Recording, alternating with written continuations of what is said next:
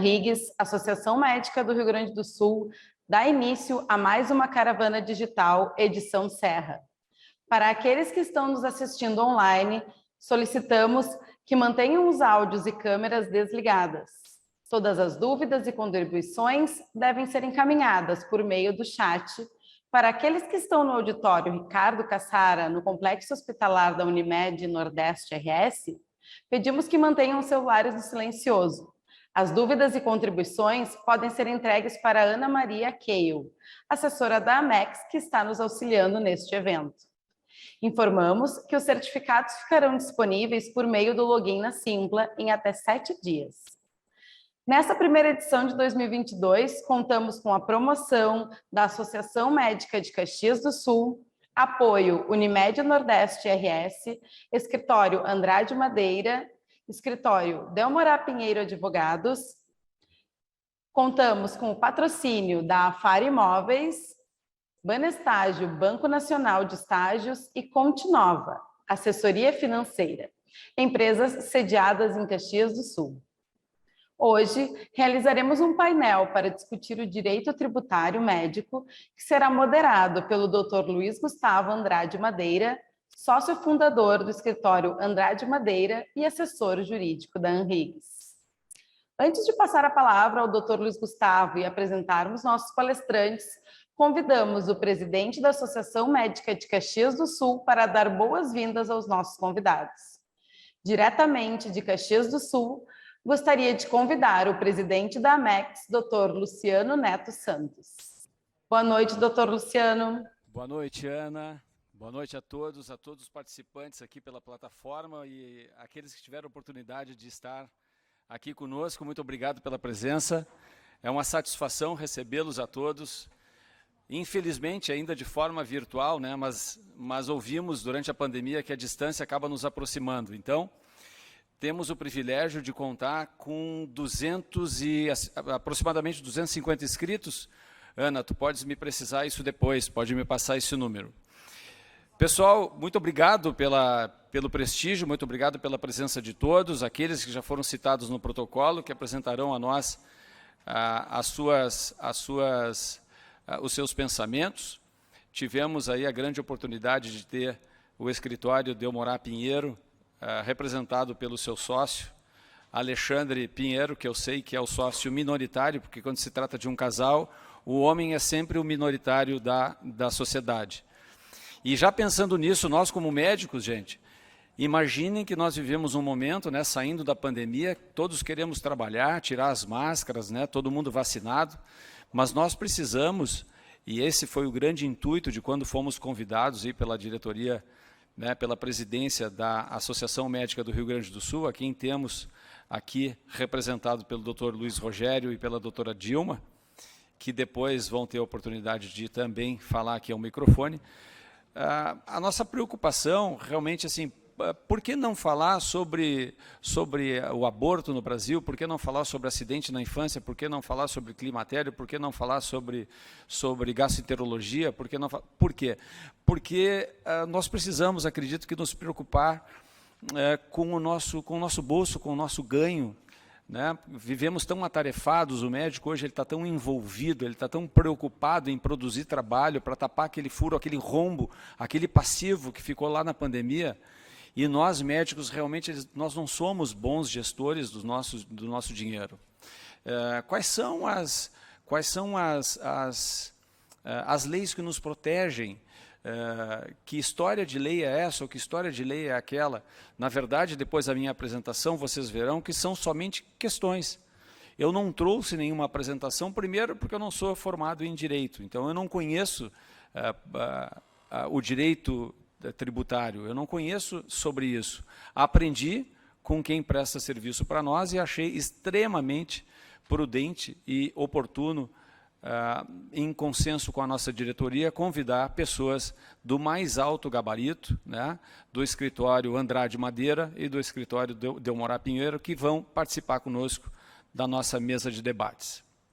Nós, como Associação Médica de Caxias do Sul, né, temos agora uma nova formatação, a nova a nova gestão, então, decidiu que nós precisamos nos comunicar, né? Os médicos, eles precisam tomar o espírito mais associativista. Peço desculpas se o meu telefone está tocando. Alguém vai poder atender para mim. Precisamos tomar o espírito associativista e por isso nós estamos interligados como colegas, como médicos, como pessoas, para criarmos essa relação. A Associação Médica de Caxias do Sul, com esse novo intuito, vocês vão poder talvez mais tarde ver, nós criamos um novo modelo de comunicação. A Daniela Fagundes está aqui hoje, né, na sua primeira aparição. Já vamos trabalhar com comunicação, vamos nos relacionar com a imprensa, nós vamos ser balizadores da medicina em Caxias do Sul, unidos com a Associação Médica do Rio Grande do Sul, através dos colegas que nos representam, e nós precisamos, nós médicos somos os balizadores da medicina. Olha quantos milhões de médicos nós tivemos, presentes nesses últimos 24 meses, que talvez, e claro, eu não estou falando de médicos, né, estou sendo um pouco irônico talvez, quantas pessoas entenderam mais de Covid ou de coronavírus do que nós, que somos os balizadores? Quantos leigos pensavam que entendiam mais do que os infectologistas no país? Quanta chacota fizeram do médico? Né? Quanto desrespeito houve lá junto ao Conselho Federal de Medicina, que usemos isso de exemplo para que nós aqui em Caxias do Sul, no Rio Grande do Sul e no Brasil, que nós usemos isso como exemplo para nós realmente balizarmos e nós trazermos o ofício da medicina para perto do médico. Quem precisa dominar a medicina é o médico. E nós temos pessoas que vão poder nos ajudar a cuidar do nosso ganho, da nossa economia, para usar bem o dinheiro bom e aprender o que é dinheiro bom, o que é dinheiro ruim. É uma pergunta que eu tenho para o senhor, doutor Alexandre Pinheiro, mais tarde. Então, gente, é com muita satisfação que nós recebemos a todos aqui, de forma virtual ou não, através da plataforma. Né? Infelizmente, nós não conseguimos ver a todos, mas eu sei que estão todos ligados e estão conosco. Muito obrigado. Seguindo o protocolo, Ana, passo novamente a palavra a ti, que tu sabes bem a quem nós devemos chamar. Obrigada, doutor Luciano. Diretamente de Porto Alegre, convidamos o presidente da ANRIGS, doutor Gerson Junqueira Júnior, para dar boas-vindas aos nossos convidados. Muito boa noite a todos, é um prazer estar aqui com vocês hoje. Lamento não estar presencialmente em Caxias, mas tenho certeza, Luciano, que eu estou muito bem representado pela Dilma, nossa diretora de Integração Social, e pelo João Rogério, nosso diretor de Assistência e Previdência. Essa nova gestão da AMEX se propõe realmente a fazer um protagonismo muito maior do médico na sua cidade, em Caxias do Sul. Pode estar certo que a AMRIGS, Associação Médica do Rio Grande do Sul, será parceira incondicional nessa tua jornada nos próximos anos aí à frente da AMEX. Nós compactuamos dessa mesma ideia.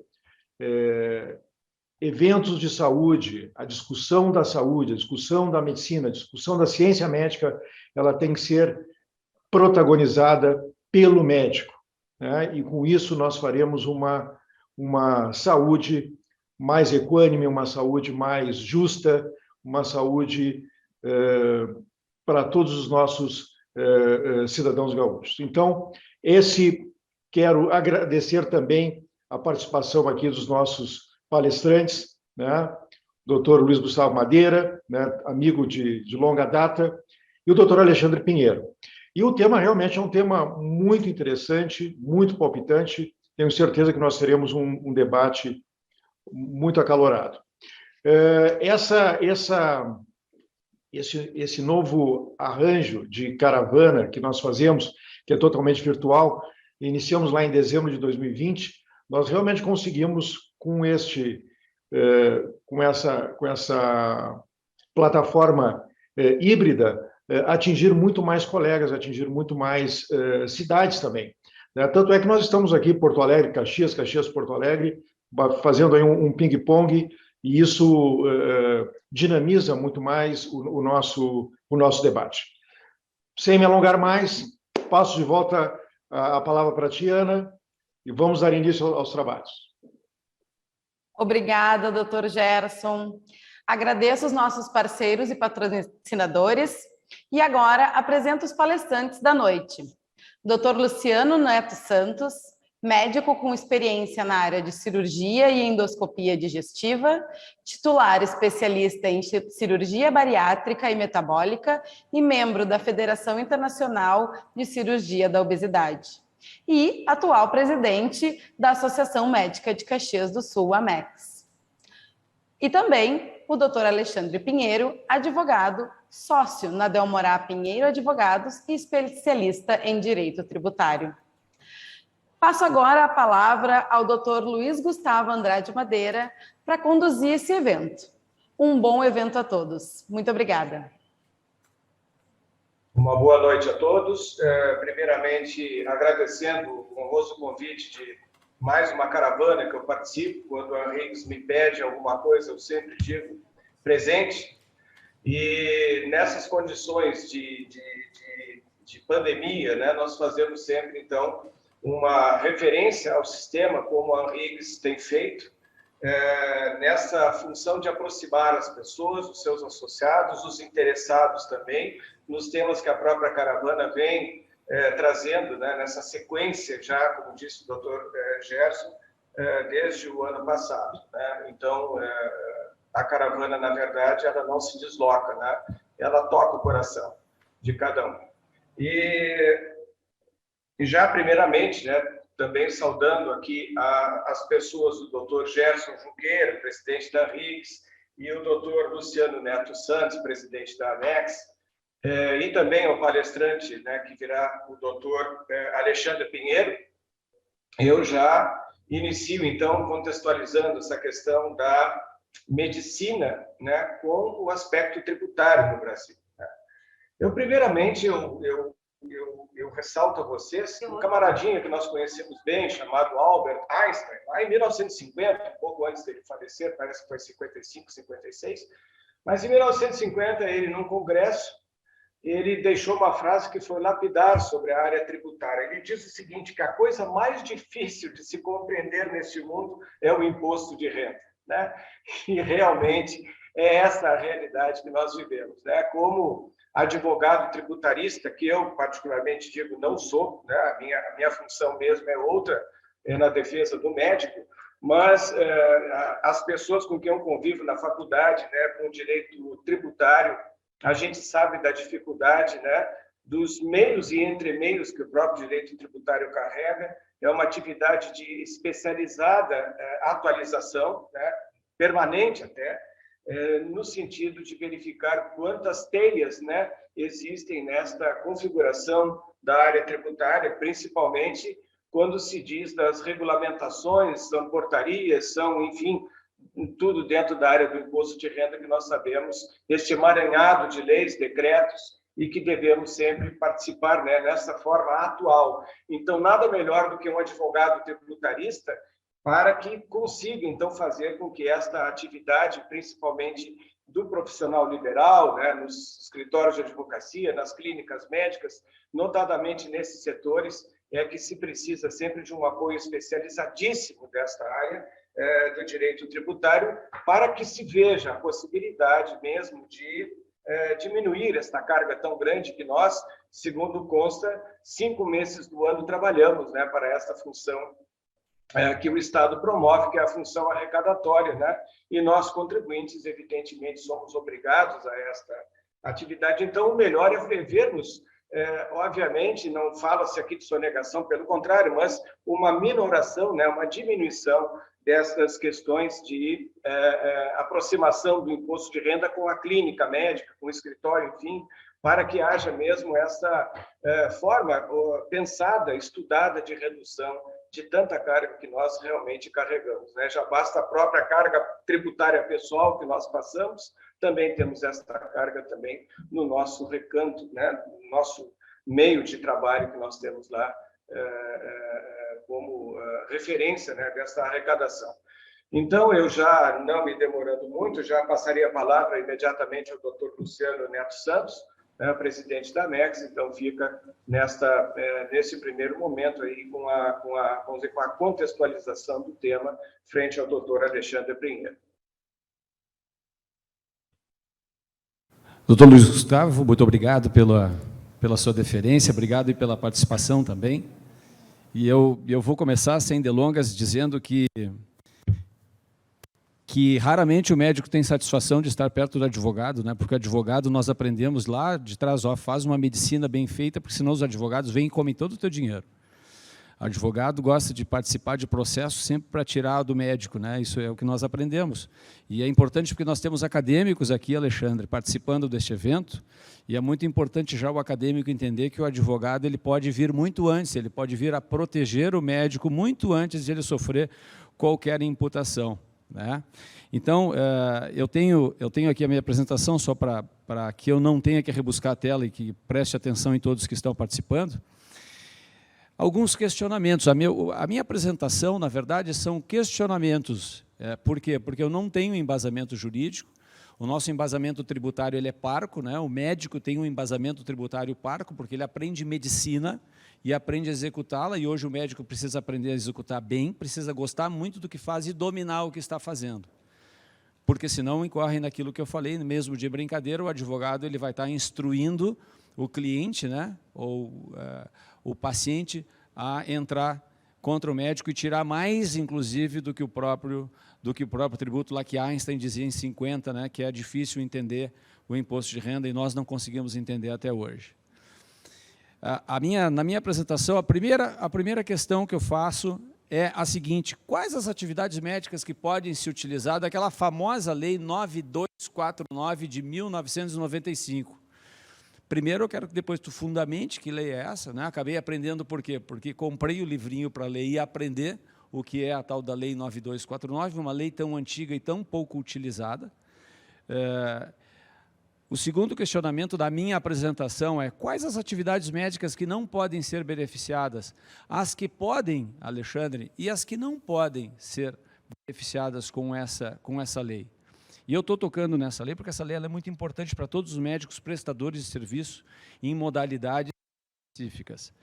Quais os cuidados que eu preciso ter para me estruturar e aproveitar do benefício de lei, justamente sobre essa 9249, que é uma lei que está em desuso, mas ela é tão atual, no momento que nós estamos cada vez ganhando menos, porque os convênios ou as grandes operadoras de saúde, doutor Luiz Rogério, estão consumindo, estão sugando as pequenas operadoras e transformando o trabalho médico num trabalho pseudo-prostituição.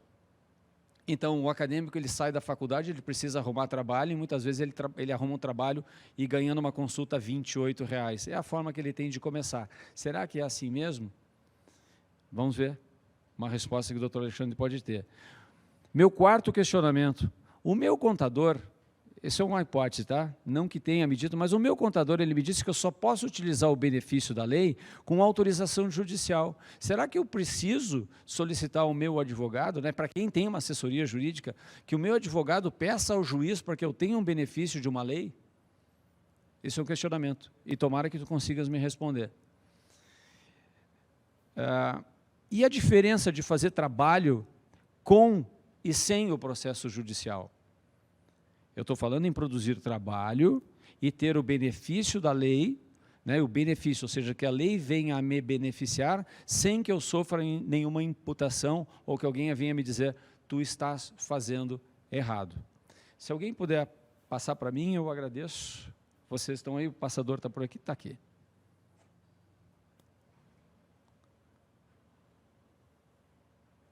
Muito bem. Minha sétima questão, então, tu vê, minha apresentação ela está baseada em questões. Tu vai ser o astro da noite. Em que situações que se recomenda o uso de uma ação judicial para isso, que foi já o que nós perguntamos, como é que eu posso saber, Alexandre, como é que eu posso saber qual a melhor matriz tributária para a minha sociedade? Aliás, o que é uma matriz tributária? Eu li sobre matriz tributária, mas o que é uma matriz tributária para que todos conheçam? No que ela é embasada? No que ela pode me beneficiar? Onde é que ela está dentro da minha tributação? E aí vem a tal da reforma tributária. a reforma tributária é uma realidade e eu gostaria de saber, e todos nós gostaríamos de saber, no que altera na nossa vida financeira o benefício fiscal. Onde é que está o X da questão para que nós possamos economizar e usar uma frase de um amigo, que é uma pessoa que eu respeito muito, lá na sede da Amex, né, que disse, empregar o dinheiro bom e usar para coisas boas. Né? Então, eu gostaria que tu explicasse sobre isso. E além do imposto de renda, já seja da pessoa jurídica, ou também aquela contribuição social sobre o líquido, sobre o lucro líquido. Que história é essa, né? Existe algum tributo que sofre alteração nessa situação? Essa é mais uma questão. E eu gostaria de que realmente nós saíssemos aqui entendendo, que tu não usasse uma linguagem jurídica, que nós saíssemos nos sentindo mais ignorantes do que nós já somos. Delmorá Pinheiro, doutor Luiz Gustavo, que pode interferir mesmo sendo advogado que atua cuidando do médico em si, não da questão tributária, onde é que nós podemos somar esforços para que o médico seja protegido dentro dessa situação? Vocês têm exemplo, vocês têm algum case que possam usar de exemplo para nos dizer aqui quais especialidades médicas já fizeram esse tipo de trabalho e como é que foi, qual é a realidade hoje da carga tributária para quem se utiliza dessa lei? Porque eu penso que essa lei é o grande toque da nossa noite aqui. Eu acho que vai ser o âmago da nossa questão, vai estar aí. E minha última pergunta, né, da minha apresentação é, dá para buscar os tributos que eu já paguei e que se transformem em benefício? Ou seja, tudo que eu já juntei, seja em 5, 10 anos ou 20 anos de trabalho, 30 anos de trabalho, onde existe algum...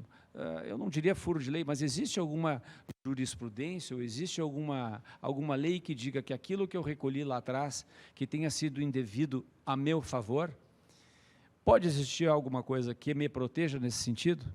Então, a minha apresentação foi baseada em questionamentos.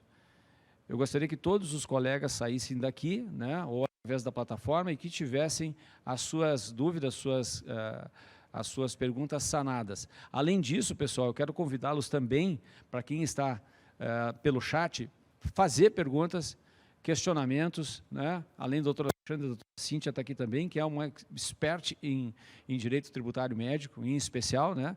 Eles têm um escritório lá em Porto Alegre e atendem há um tempo, somos parceiros de trabalho, temos uma relação bacana, não só de amizade, mas também como clientes.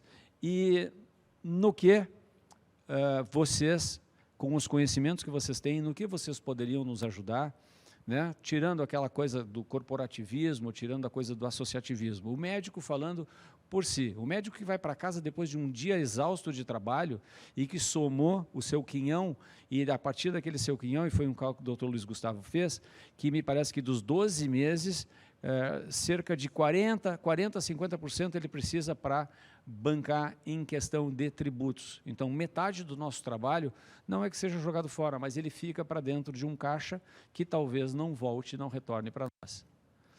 Agradeço a todos por terem me ouvido, a minha fala é esta, eu gostaria que o doutor Alexandre Pinheiro assumisse, então, esse posicionamento. Eu não sei se a Aninha, tu estás aí em Porto Alegre, tu queres fazer algum tipo de colocação?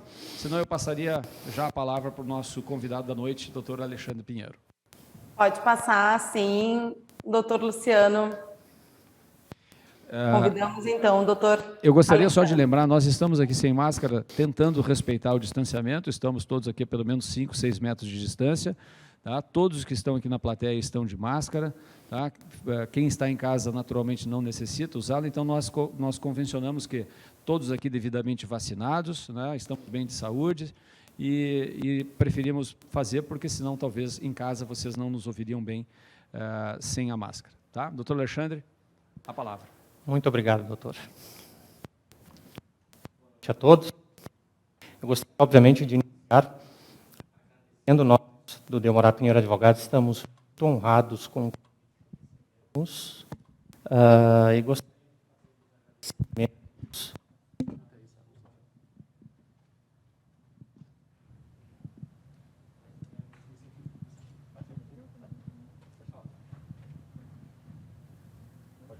Alô? Sim, agora sim. Gostaríamos de fazer o agradecimento, então, pelo convite que recebemos para fazer a apresentação sobre o tema de Direito Tributário Médico, doutor Gerson Junqueira. Gostaríamos de agradecer o convite feito pela Henriques, Dr. Luciano Neto, através da MEX, o doutor Luiz Gustavo Madeira também, que está moderando esse debate de hoje. E até aproveitando, eu gostaria só de complementar a informação que o doutor trouxe a respeito de Albert Einstein, que se viu um pouco prejudicado em entender o imposto de renda. Isso que ele era contribuinte nos Estados Unidos. Ele não pagava imposto de renda no Brasil. Já pensou se fosse no Brasil? Ia ser, talvez ele ia ficar um pouco mais assustado. Mas o assunto que nós temos para falar hoje é um assunto de extrema importância, como o doutor Luciano já pontuou, para todos os profissionais. Na verdade, é um assunto de extrema importância para a sociedade brasileira como um todo. Né? Tem tanta importância que hoje nós estamos aí tentando mais uma tentativa de simplificar o nosso sistema tributário, né? De fazer com que o custo para apurar os impostos, pelo menos esse custo, seja menor. E nós precisamos reconhecer que existe um esforço muito grande nesse sentido.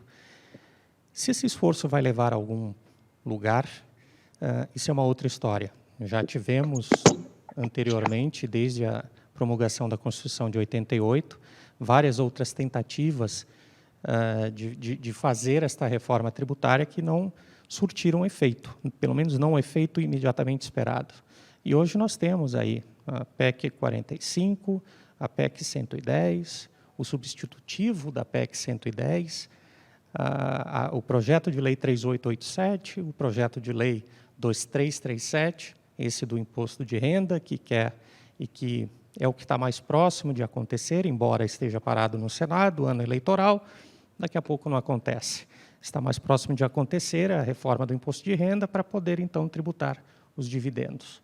Então, nós temos, de fato, uma situação de extrema importância, e aqui falando para a classe dos médicos, que desempenham um papel de suma importância na sociedade e que, como o doutor Luciano falou, estão cada vez mais, cada dia que passa, se sentindo mais pressionados por conta do elevado nível de tributação que sofrem em suas atividades. A boa notícia é que, em muitos casos, nós temos desnecessariamente médicos sofrendo cargas tributárias elevadas por desconhecimento daquilo que é um direito, o direito de pagar menos impostos, o direito de planejar a sua atividade para que ela possa ter mais eficiência tributária. E é curioso porque esse direito, em verdade, ele advém de uma lei de 1995, nós estamos falando aí de 27 anos de vigência de uma lei. E hoje nós vamos falar um pouco mais a respeito dessa lei, para poder entender, então, o porquê que 27 anos depois de vigência da lei, uma lei com entendimento já consolidado e pacificado pelo Poder Judiciário, sumulada já, inclusive, pelo STJ, e tem até uma informação nova, por isso que, quando eu conversei com o doutor Luciano, eu disse, nós vamos trazer em primeira mão, aqui nessa palestra, uma informação, mais uma informação que é mais um elemento de segurança jurídica, né, para poder fazer a aplicação dessa lei. Vou deixar essa surpresinha para o final da palestra. Mas, sem mais delongas, vamos, então, fazer primeiro um alinhamento. Vamos todos, gostaria de saudar os participantes também que estão na plataforma digital. E vamos primeiro fazer um alinhamento de conhecimento, né? Nós vamos falar hoje aqui a respeito da matriz tributária de prestação de serviços, e o doutor Luciano me perguntou o que é matriz tributária. Bom, se nós formos analisar o sistema tributário nacional, nós vamos ver que nós temos opções, nós temos escolhas sobre como fazer a apuração e a arrecadação dos tributos que nós temos que pagar, né?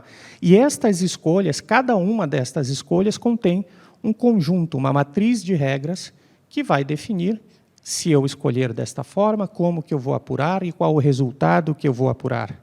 Se eu escolher desta outra forma, qual o resultado que eu vou apurar?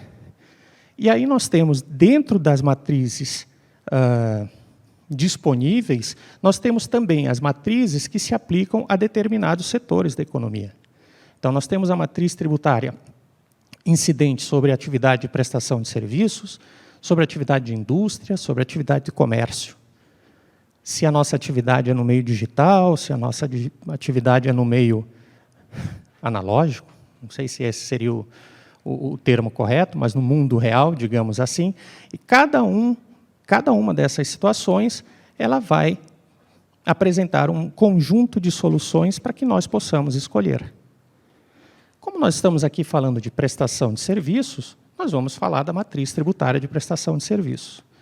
Então, todos nós que prestamos serviços estamos sujeitos a esse conjunto de letrinhas aqui.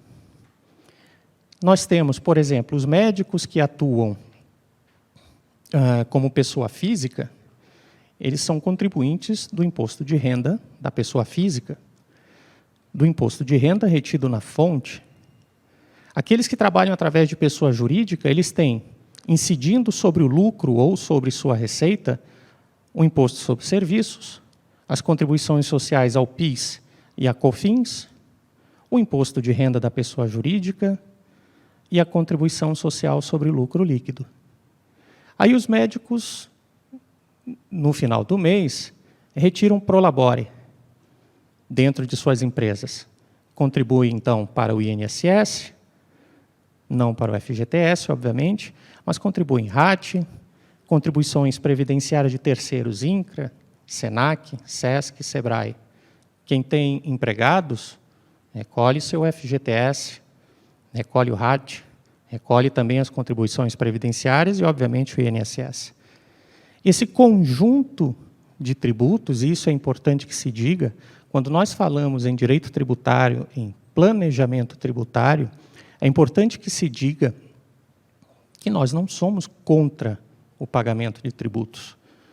Nós não podemos ser contra o pagamento de tributos. O pagamento, o recolhimento, a arrecadação de tributos é fundamental para a manutenção da sociedade, para a manutenção do Estado, para a manutenção da democracia. É uma atividade extremamente importante. Agora, é verdade que existe um limite do ótimo, digamos assim. Até que ponto é eficiente que o Estado entre na nossa esfera pessoal e nos exija uma parcela do nosso patrimônio, que nós somos obrigados a contribuir. Cada centavo, e o doutor Luciano falou, o que é um dinheiro bom e o que é um dinheiro ruim? Na minha concepção, o dinheiro bom é o dinheiro que está mais próximo possível do usuário final. Quando nós falamos, por exemplo, em prefeituras, em modelos de distribuição da arrecadação, nós temos que o dinheiro mais eficiente é o dinheiro que é empregado pela prefeitura, porque, afinal de contas, os prefeitos são aqueles que estão mais próximos da sociedade e do cidadão. A mesma coisa acontece com nós, os entes privados. Eu sei como gastar melhor o meu dinheiro, embora eu também saiba que eu preciso contribuir para a manutenção do Estado. Então, existe nesta relação uma relação de ótimo, daquilo que é a melhor condição, que é o limite, para que nós possamos fazer a contribuição. Quando nós falamos, portanto, em planejamento tributário, nós estamos falando num direito do cidadão, num direito do contribuinte, de escolher como vai organizar a sua atividade profissional para pagar a menor quantidade de tributos possível. Para sofrer a menor carga tributária possível. Isto é um direito do cidadão, garantido, inclusive, pela Constituição Federal. Nós precisamos ter isso em mente. O conjunto de estratégias, ações, estudos que nós formos elaborar para reduzir a carga tributária de uma empresa, também chamado de elisão fiscal. E eu costumo dizer que muito mais do que um direito. É interessante a gente refletir um pouco sobre isso. Porque os médicos que estão organizados em sociedades, que têm as suas empresas, certamente, vamos supor aqui uma sociedade de 5 médicos, certamente um desses médicos, ou 2, às vezes todos, eles assumem o cargo de sócios administradores dentro dessas empresas. E ao assumir o cargo de sócios administradores, eles assumem um compromisso de administrar de forma diligente os recursos daquela empresa. Ele assume esse compromisso perante a sociedade que eu digo nós, os outros aqui, fora da empresa, e perante os seus sócios. E é neste momento que eu entendo que muito mais do que um direito da empresa, como contribuinte dos impostos, dos tributos, é um dever do sócio administrador fazer a reflexão sobre como ele pode organizar a atividade dele para que aquela empresa tenha a menor carga tributária incidindo sobre ela possível. É um dever dele. Isso está, inclusive, no Código Civil. Então, nós precisamos ter, sim, sempre a percepção de que o planejamento tributário ele é um direito, mas ele tem a parcela, ele tem a face de obrigação que algumas pessoas precisam observar. Vejam, antes de passar para o próximo slide,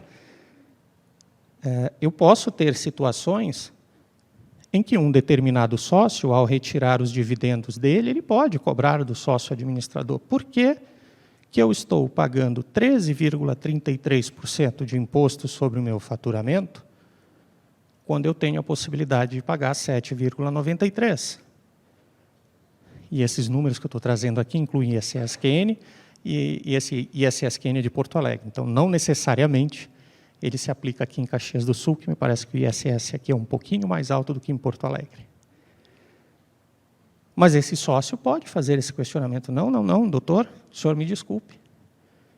Eu gostaria de receber que os meus dividendos fossem calculados à base de 7,93 e não de 13, porque, afinal de contas, a lei me autoriza a fazer assim. Então, é sim importante, especialmente que os sócios administradores dessa empresa ou das empresas tenham essa percepção na gestão do dia a dia a respeito do dever que lhes cumpre de serem eficientes na administração do negócio. O doutor Luiz, lá em Porto Alegre, deve estar uma hora dessa já preocupado. Ele deve estar pensando, o que o Alexandre Pinheiro vai me trazer a pirâmide de hierarquia das normas jurídicas? Ele vai começar a falar de Hans Kelsen, teoria pura do direito. Doutor, não é nada disso. Por que eu trouxe essa imagem aqui para vocês? Quando nós falamos em planejamento tributário, existem vários níveis em que nós podemos atuar para fazer o planejamento tributário. E esses vários níveis, eles estão justamente relacionados com esta ideia, que é uma ideia que vigora nas legislações dos países de praticamente o mundo inteiro.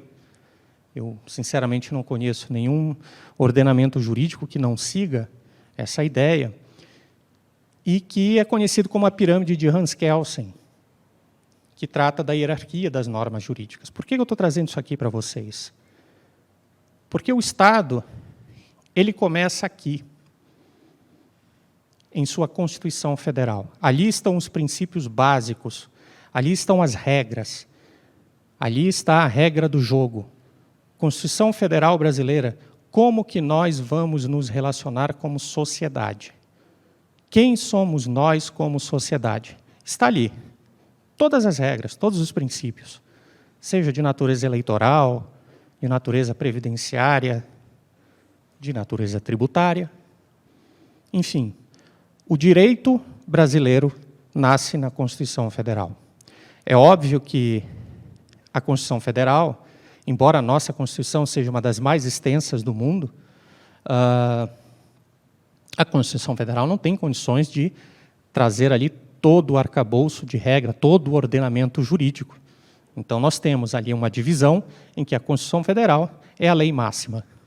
A partir dali, nós temos, inclusive já com as regras definidas pela própria Constituição Federal, nós temos as regras de definição das leis complementares, qual o nível de importância que elas têm, qual é o rito para que elas sejam, que elas entrem em vigor, qual tipo de matéria elas podem atingir, regrar. Abaixo dela vem as leis ordinárias, as leis delegadas, decretos legislativos e resoluções. Depois nós temos as medidas provisórias. Tudo isso aqui de nível do poder legislativo, né? Eu diria, me fugiu a palavra agora, mas é o poder legislativo que tem o poder delegado para poder estabelecer essas normas. A exceção das medidas provisórias, que vêm pelo poder executivo, e abaixo delas nós temos, então, os decretos executivos e mais abaixo ainda, na base da pirâmide, as portarias, circulares, resoluções e instruções normativas dos órgãos da administração pública.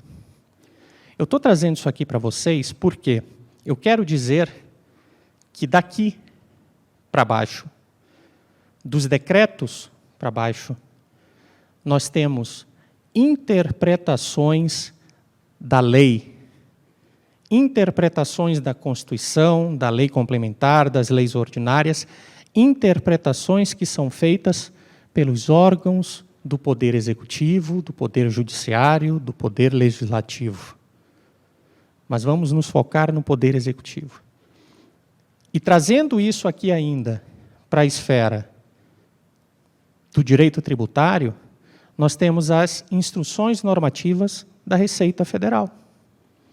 O que são as instruções normativas da Receita Federal, portanto? São interpretações da lei tributária. É como o governo lê e interpreta a lei tributária. Pois muito bem. É importante que nós saibamos, portanto, também que o governo não exerce um monopólio na interpretação da lei. Eu posso questionar a interpretação do governo. Eu, como advogado, sempre que leio uma instrução normativa e vejo, opa, isso aqui não está escrito na lei. Isso aqui não está adequado ao sistema jurídico. Isso aqui não está adequado à Constituição. Eu posso me servir do Poder Judiciário e levar o meu pleito ao Poder Judiciário. Olha, me desculpe, doutor juiz, mas a Receita Federal está interpretando errado essa lei. E o planejamento tributário, como eu disse que ocorre em níveis, ele pode ocorrer tanto no nível aqui da base da pirâmide, usando as instruções normativas, e aí nós temos os nossos parceiros contadores, que são especialistas no entendimento da Receita Federal a respeito da legislação tributária, e podem fazer ali o primeiro nível de planejamento tributário das empresas. Mas muitas vezes os colegas contadores mesmo chegam para mim e dizem, doutor, pela experiência que eu tenho, essa instrução normativa aqui está avançando um pouco no entendimento da lei. O senhor concorda comigo? Invariavelmente eu concordo. E aí nós vamos encontrar meios para poder fazer valer o verdadeiro entendimento da lei. Vou ao Poder Judiciário. Este já é um segundo nível de planejamento tributário que eu estou fazendo.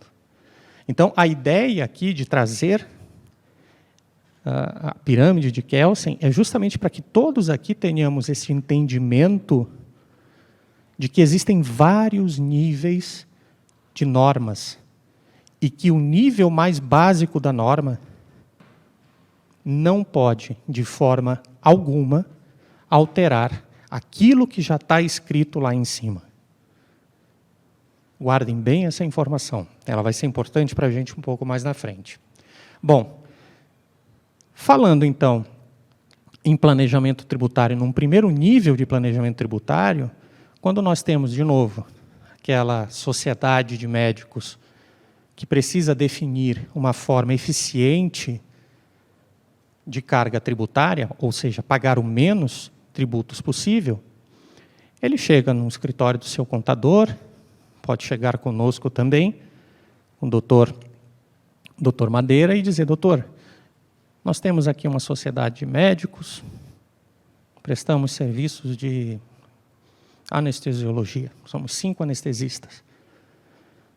Atuamos dessa forma e queremos saber qual é a melhor forma de pagar impostos. De cara, nós temos algumas alternativas. Será que nós vamos oferecer para eles receber na pessoa física e fazer o livro caixa? Os contadores são excelentes em fazer essa conta, né? Eles sabem exatamente o custo efetivo daquela atividade, qual vai ser, a carga tributária efetiva. Quanto que vocês vão pagar ao fim e ao cabo? Quantos por cento? 15? 18? 20? Eles vão pedir todas as informações e vão fazer isso. E aí eles vão olhar assim: não, mas nós temos a opção do Simples Nacional.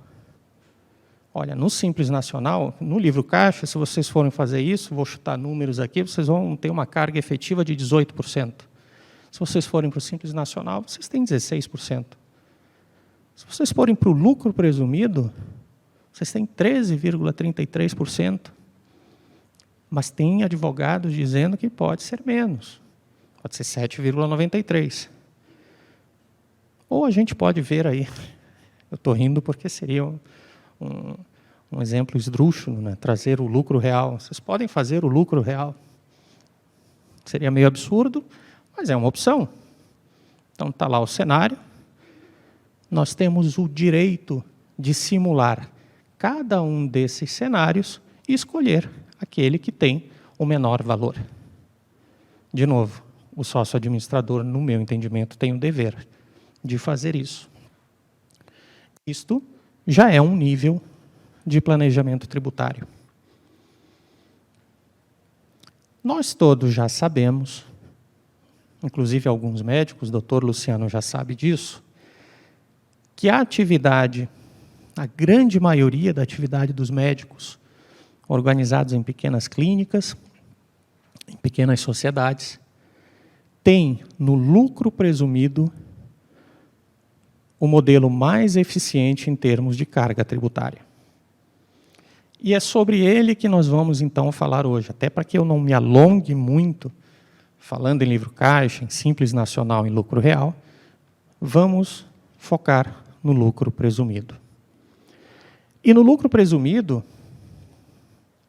a matriz tributária que nós temos, que incide sobre o lucro ou a receita da empresa, é esta aqui. ISSQN, PIS, COFINS, IRPJ, o imposto retido na fonte, existem retenções, e a contribuição social do lucro líquido. Mas, especificamente, nós vamos focar no imposto de renda da pessoa jurídica e na contribuição social do lucro líquido. É aqui, claro, nós vamos relacionar também com o ISSQN, mas focando no imposto de renda e na contribuição social. É aqui a mensagem que eu quero trazer para vocês na noite de hoje. E isso, de novo, eu vou repetir, isso nos dá uma satisfação muito grande, porque, sinceramente, de verdade, eu sinto que nós estamos... Eu me sinto quase um médico quando eu faço isso, porque eu sei que eu estou ajudando um médico. Eu sei que o médico está na ponta, atuando, salvando vidas, melhorando qualidades de vida, e para nós é uma satisfação muito grande poder ajudar dentro dessa atividade. Então, mais uma vez, eu quero agradecer o espaço aqui da Anhiggs e da MEX em poder trazer essa informação para vocês. Principalmente porque, como eu já disse, eu sinceramente não sei as razões que levam, ainda nos dias de hoje, ao desconhecimento a respeito de um direito tão importante quanto esse. de pagar menos impostos, que foi estabelecido por meio de uma lei que tem vigência desde o ano de 1995. São 27 anos de vigência de lei e ainda hoje existem muitas dúvidas, é até normal, mas controvérsias. E que eu me atrevo a dizer, são falsas controvérsias. E vou mostrar isso a partir de agora. Antes de mais nada, de novo, na ideia de fazer o alinhamento das informações, eu preciso que todos entendam como que o lucro, o imposto de renda, a contribuição social, são apurados no lucro presumido. É uma forma muito simples de apuração de impostos. Nós temos, no caso do imposto de renda, nós pegamos o faturamento da empresa, multiplicamos por um determinado percentual e depois multiplicamos pela alíquota de 15%. Este faturamento vezes um determinado percentual, que nós vamos falar dele, vai dar o resultado daquilo que a lei entende como sendo o lucro da atividade. Por isso que o nome é lucro presumido. Muitas vezes o lucro é até maior. Não tem nenhum problema. Muitas vezes o lucro é menor. Também não tem problema. Quer dizer, tem porque vai estar pagando um pouco mais de imposto, mas na maioria das vezes o lucro é maior. Estou cometendo alguma ilegalidade? Nenhuma. A lei me autoriza a escolher a modalidade de apuração e recolhimento do imposto de renda através do lucro presumido. Eu fiz essa opção no início do ano, posso seguir tranquilamente fazendo, mesmo que o meu lucro real seja maior. A mesma coisa acontece com a contribuição social sobre o lucro líquido. Eu tenho um faturamento multiplicado por um percentual vezes 9% de alíquota.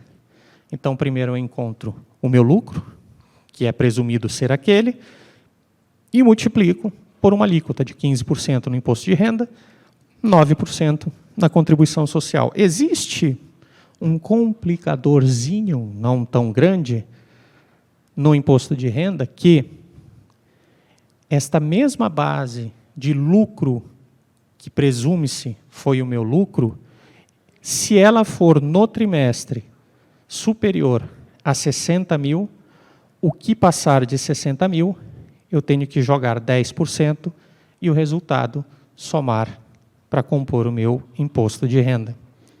Então, basicamente, de uma forma bem resumida, esta é a modalidade de apuração do lucro presumido dos impostos, do imposto de renda e da contribuição social. Tudo isso está definido na Lei 9249 de 95. Esse X% é que é a raiz, é o núcleo da questão deste benefício que a maioria não vai, mas que muitos médicos não estão usando. Esse X%, no cálculo do imposto de renda, ele pode ser 38,4%, 32%, 16%, 8% ou 1,6%. Na contribuição social, 38,4%, 32% ou 12%, dependendo da atividade. Cada atividade, a lei vai estabelecer ali uma série de critérios, vai ter o seu percentual de apuração do lucro presumido. Mas, afinal de contas, qual é o percentual de apuração de base de cálculo do imposto de renda e da contribuição social que eu devo aplicar em relação à atividade médica? Se nós formos, então, ver a Lei 9249 de 95, para o imposto de renda, ela estabelece, no artigo 15, parágrafo 1º, inciso 3º, 32%. Vamos ler. A linha A diz: a prestação de serviços em geral, que paga 32%, exceto a de serviços hospitalares e de auxílio diagnóstico e terapia, patologia clínica, imagenologia, anatomia patológica e citopatologia, medicina nuclear, e análises e patologias clínicas. E estabelece algumas condições, que depois nós vamos entrar nelas. O que é importante aqui eu saber é que 32% é para prestação de serviços em geral, exceto para esses serviços aqui. Bom, se é exceto, não é 32%. É quanto? 8%, que é a regra geral. Portanto, estas atividades... eu estou me atrapalhando com os botões aqui, mas vamos lá. Estas atividades médicas aqui, hospitalares, elas seguem a regra de 8%. É o que está escrito na lei. Se nós formos, então, para a contribuição social, ela estabelece aqui no inciso 1º do artigo 20, 32% para a receita bruta decorrente das atividades previstas no inciso 3º do parágrafo 1º do artigo 15. Esse que a gente acabou de ler. Confuso, né? Já pensou o Einstein lendo isso aí tudo? Como que não seria? Enfim, a contribuição social manda de volta para o imposto de renda. E quando ela traz aqui para o imposto de renda, ela fala aqui do inciso 3º, ela fala em prestações e serviços gerais, exceto serviços hospitalares. Então, fazendo o cotejo da redação destes dois artigos, nós chegamos à conclusão de que a resposta para a nossa pergunta é 8% é o percentual de apuração do lucro presumido do imposto de renda e 12% é o percentual de apuração do lucro presumido da contribuição social. Simples. Está escrito na lei. Eu poderia dar boa noite, agradecer e passar a palavra para o doutor Luciano. Mas em direito, às vezes, não é assim. O direito ele tem essa coisinha de... por isso que às vezes a gente vai no advogado, vocês vão no advogado, eu sou cliente de advogados também, e aí eu faço uma pergunta para o meu advogado em determinado assunto e ele me diz, depende. E é esse depende que a gente vai falar agora. Por que que existe esse tal de depende? Porque é simples, está escrito ali na lei. E aí começam a surgir as dúvidas. Aquela conjunto de perguntas que o Dr. Luciano já me apresentou e mais outras que poderão vir. Notem que eu escrevi aqui no imposto de renda, não sei se prestaram atenção, até 2009 e a partir de 2009. Então, esta lei ela tem uma historinha. Ela começou em 95, mas ela não é a mesma que começou lá em 95. Até 2009, ela falava só em serviços hospitalares. A partir de 2009, ela passou a falar em outros serviços de saúde e também incluiu algumas condicionantes, desde que a prestadora destes serviços seja organizada sob a forma de sociedade empresária e atenda às normas da Agência Nacional de Vigilância Sanitária Anvisa. Ou seja, a partir de 2009, o benefício foi estendido para outras especialidades médicas e foram incluídas algumas exigências. Exigências essas de natureza societária e de natureza regulatória. E talvez por isso ainda tenhamos até hoje, 27 anos depois de entrada em vigência da lei, alguns mitos, algumas dúvidas, eu me atrevo a dizer até mesmo alguns tabus em relação à Lei 9249. Via de regra, esta lei tem uma importância fundamental por causa deste percentual aqui. Ela produz uma economia de 70,31% na arrecadação, ou melhor dizendo, na apuração dos impostos de sociedades médicas, ter algumas atividades médicas, é preciso dizer. E este 70,31%, ele vai até, a partir de um determinado valor de faturamento mensal, ele aumenta. E ele vai aumentando até R$ 250 mil por mês. E a partir de R$ 250 mil ele volta a reduzir, mas ele fica sempre na casa dos 70,3%, mesmo que depois reduza em torno de. Isso acontece por causa do efeito do adicional do imposto de renda. Mas se nós formos ver aqui no quadro, nós trazemos um exemplo de um faturamento de R$ 10 mil no mês. Se eu fizer a apuração usando 32%, ou seja, não me utilizando do benefício que a lei estabelece, eu vou pagar de imposto de renda e contribuição social R$ 768. Se eu usar a base de 8%, eu pago R$ 228. Ou seja, eu tenho uma redução de R$ 540. Esta é a importância do conhecimento, de como aplicar adequadamente os requisitos da Lei 9249 para que o médico possa ter uma economia de imposto de renda e contribuição social da ordem de 70%. 27 anos. Por quê? Como eu disse, essa lei tem uma história.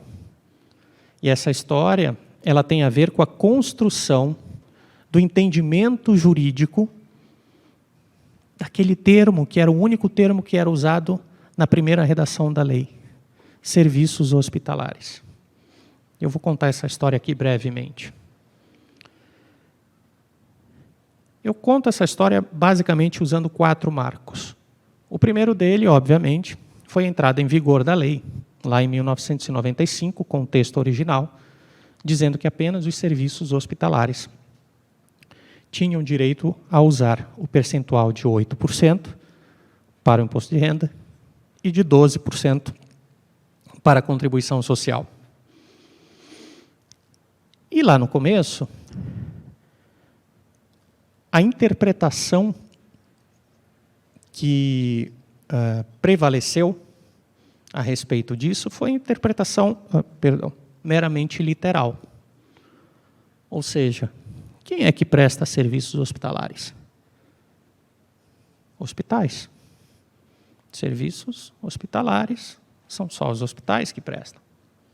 E este realmente foi o entendimento inicial da lei. Mas o que são hospitais? Isto foi, digamos assim, esta foi a primeira pergunta, esse foi o primeiro desafio que foi feito na busca pelo entendimento da lei. Tudo bem, serviços hospitalares, mas o que é hospital? E ali começaram, então, as questões. Por quê? Nós temos hospitais com internação, nós temos hospitais sem internação. Lembra que eu falei das instituições normativas? A primeira, digamos assim, instrução normativa da Receita Federal interpretando os serviços hospitalares foi taxativa. Serviços hospitalares são aqueles prestados por hospitais com internação de paciente, que tem estrutura para que o paciente pernoite, passe a noite no hospital, que tem serviço de lavanderia, que tem isso, que tem aquilo, que tem uma série de coisas, uma série de exigências. A lei não disse nenhuma dessas exigências. A lei só falou serviços hospitalares. Mas a Receita tem o direito, dever, de fazer a interpretação da lei e, obviamente, faz a interpretação no sentido de aumentar a arrecadação dos tributos. E esta, então, foi a primeira interpretação. Os advogados começaram, então, a desafiar essa interpretação. Não, não faz sentido. Os hospitais que não têm internação são hospitais também, inclusive do ponto de vista regulatório. Eles atendem uma série de exigências regulatórias para poder ter os seus alvarás de saúde liberados, seus alvarás de localização, enfim. Então, nós entendemos que estes hospitais também têm direito ao benefício. Importante dizer, Se nós formos buscar na lei, no processo legislativo em si, nós temos um processo legislativo que o relator de qualquer projeto de lei, ele tem a obrigação de fundamentar aquela lei. E se nós formos buscar o fundamento da Lei 9249, está lá. Nós precisamos reduzir o custo da saúde no Brasil, seja saúde privada, seja saúde pública. Nós precisamos reduzir o custo de forma a abranger uma maior quantidade de pessoas. Esta digamos assim, foi um dos motores que levaram à publicação da Lei 9249. Bom, o fato é que entre 1995 e aproximadamente, tá, gente, 2003, este primeiro entendimento foi consolidado no Poder Judiciário.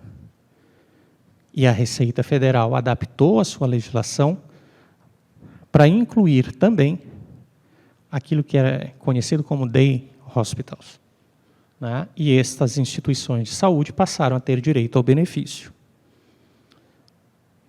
Mas os advogados continuaram pensando a respeito disso, sempre junto com os nossos parceiros contadores. Só um pouquinho. Vamos parar para pensar um pouco. Tudo bem, o hospital tem direito ao benefício. Eu nunca vi hospital sem médico. Nós precisamos contratar médicos para entregar os nossos serviços. E mais do que contratar, eu preciso pagar os médicos. E o médico me apresenta uma nota fiscal cheia de impostos. Quem tem essa carga final sou eu. Porque, obviamente, o médico, quando faz o preço dele, ele tira os tributos porque ele precisa ter lucro. Ninguém vive sem lucro. Mas se os médicos não tiverem direito, eu estou pagando os impostos deles. E eles estão tributando a 32%. O que está acontecendo, então? Se eu preciso da atividade do médico para exercer a minha atividade, é fundamental, eu não posso pagar 32%, porque se eu estiver pagando 32% para o médico, está sendo negada a vigência à Lei 9249 para mim. Isso precisa ser revisto. E aí os advogados começaram a entrar com as ações judiciais. Começaram a apresentar este racional. E, gente, o processo judiciário, o processo de formação de jurisprudência, eu sou suspeito para falar, porque sou advogado, mas é um processo fascinante, porque é uma verdadeira guerra. Nós temos batalhas vencidas, nós temos argumentos que são vencidos, outros dias nós temos argumentos que são perdidos. Nós vamos no gabinete dos juízes, nós vamos aos tribunais, fazemos sustentações orais, e enquanto nós fazemos isso, nós podemos enxergar o semblante dos juízes no momento em que eles estão começando a entender um novo entendimento a respeito a formar um novo entendimento a respeito da lei. Isto acontece no dia a dia. E isto foi exatamente o que aconteceu neste período compreendido entre 2003 e 2009. Nós passamos a ter uma virada no entendimento do judiciário. Sim, uma virada, porque antes o entendimento do judiciário e dos juízes, a maioria era de que não. Vamos parar por aqui, serviços hospitalares são os hospitais que prestam. Até que surgiu um argumento fundamentalmente convincente que fez com que um juiz mudasse o seu entendimento e que outros juízes começassem a vir seguindo este novo entendimento. Não adianta eu estender o benefício somente aos hospitais e não estender a cadeia econômica pelo menos a cadeia econômica da sua atividade principal, que presta serviço para os hospitais. Ao fim e ao cabo, são os pacientes que vão pagar, são as operadoras de saúde, e aquela finalidade inicial da lei não está sendo cumprida. Nós estamos negando vigência à lei. Nós estamos negando vigência à finalidade para que a lei passou a existir. E aí o entendimento mudou. Chegamos em 2009 com o entendimento de que os serviços médicos vinculados à atividade hospitalar também precisam ter acesso ao benefício. E a coisa ganhou uma proporção, o novo entendimento ganhou uma proporção tão grande que não estavam mais os advogados pedindo apenas para que fosse reconhecido o direito de que daqui para frente os médicos passassem a utilizar 8% e 12% na apuração do seu lucro para a apuração do imposto de renda, contribuição social. Não. Aquilo que eu paguei a mais no passado, eu quero de volta. É um direito meu. Aquilo que não está prescrito, aquilo que ainda não passou 5 anos, que eu paguei a mais, lembra, 70% que eu paguei a mais, eu quero de volta. E eu quero de volta corrigido. É meu direito. E as ações de recuperação de créditos começaram a se multiplicar no judiciário, ao ponto, isso que eu vou falar é o que eu imagino. Se eu fosse escrever um livro, um romance a respeito dessa história, eu escreveria dessa forma, ao ponto da Receita Federal dizer, gente, precisamos estancar essa sangria. O Tesouro Nacional disse, não tem como ficar devolvendo esse volume todo de dinheiro. Precisamos estancar essa sangria. Como? Alguém teve uma ideia.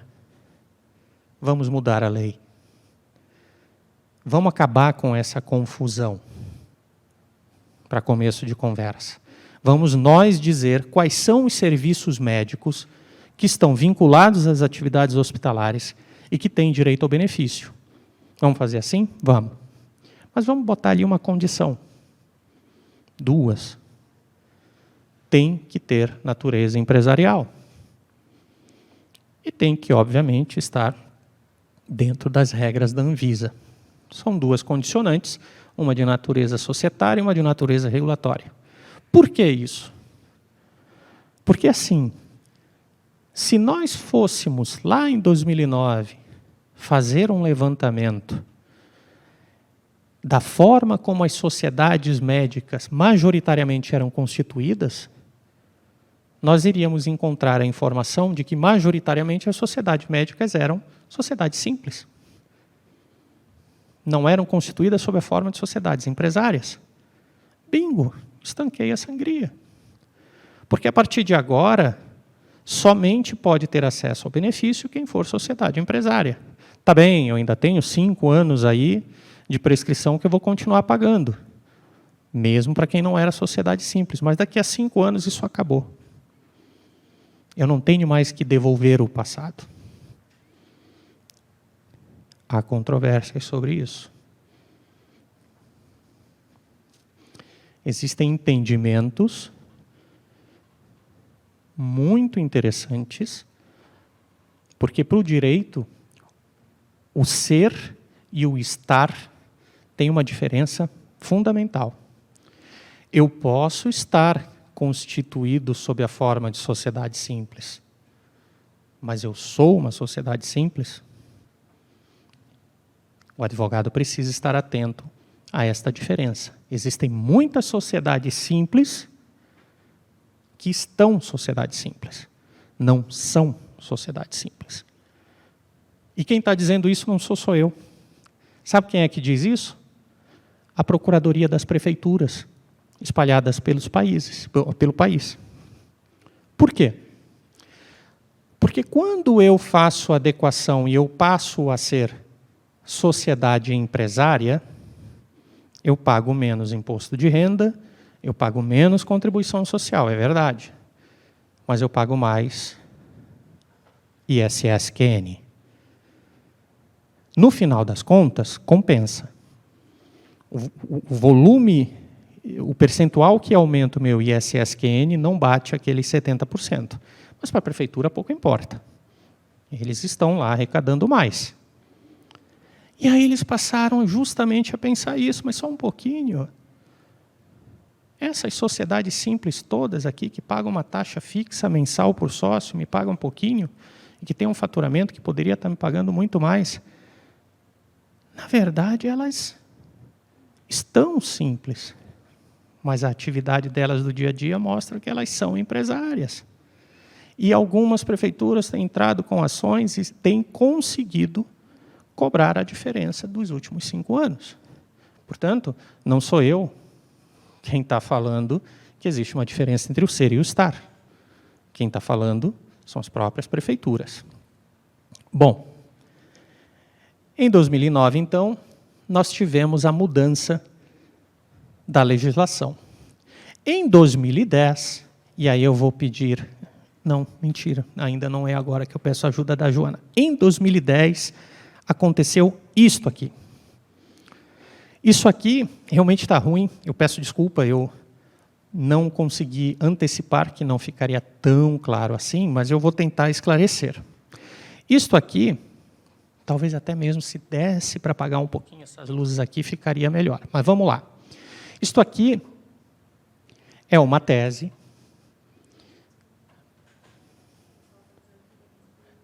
É uma tese do STJ que, de tanto receber recursos a respeito da questão da Lei 9249, em um determinado momento, pegou um dos recursos e estabeleceu esta tese através deste enunciado aqui, que é a tese de tema repetitivo número 217 do STJ.